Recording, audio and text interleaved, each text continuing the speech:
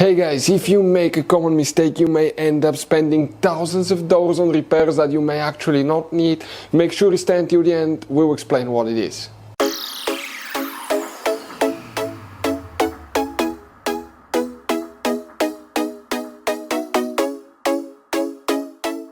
Hey guys, welcome back to World Mechanics. Thank you guys for watching and subscribing to the channel. Today will be super helpful video to any of you having a Dodge Ram that generation here from year 2013 to year 2018.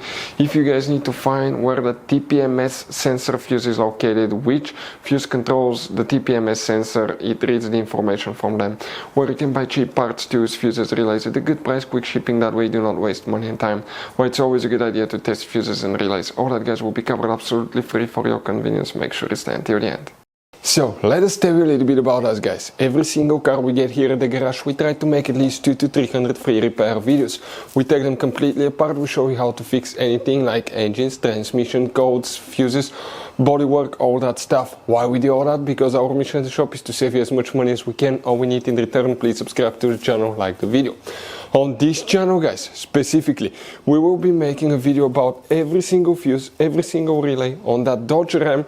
And let's say you're in the middle of nowhere, your fuel pump fuse goes bad, all we have to do, find our video, watch it for a minute or two, replace that fuse, you're back on the road. So we do that guys to help you as much as we can. Also, we have more than 14,000 free repair videos on our YouTube channels that can save you thousands of dollars in future repairs. So let's start on it now. So guys, the Tpms sensor fuse, where you can find it. Now, by the way, if you need to buy a Tpms programmer reader right here, we will put the link where you can get it from guys. If you want to see how to program Tpms sensor, it's a piece of cake. We have multiple videos on our channels that will teach you how to do that. Go ahead guys and open the hood, and once we open the hood here on the driver's side, if we zoom in a little bit, you will find right here the car battery. In front of it is the main engine fuse box. Press these two tabs, lift up that cover, and underneath you will find the main engine fuse box with a layout like this one. Before we continue, let's explain quickly why it's always a good idea to test fuses and relays. Guys, it's very important to always test your fuses and relays. Why? Sometimes you may think you have a good fuse, guys. It's hard to tell. Look at those fuses, right? And sometimes, okay, you pull the fuse. Okay, I'm going to get the fuse puller and I'm going to remove one fuse. I want to show you on that 20 amp fuse. Sometimes it's very unclear if that fuse is burned or not. You may not clearly see it. So always, guys, test them, because if you don't test the fuse, you assume it's good.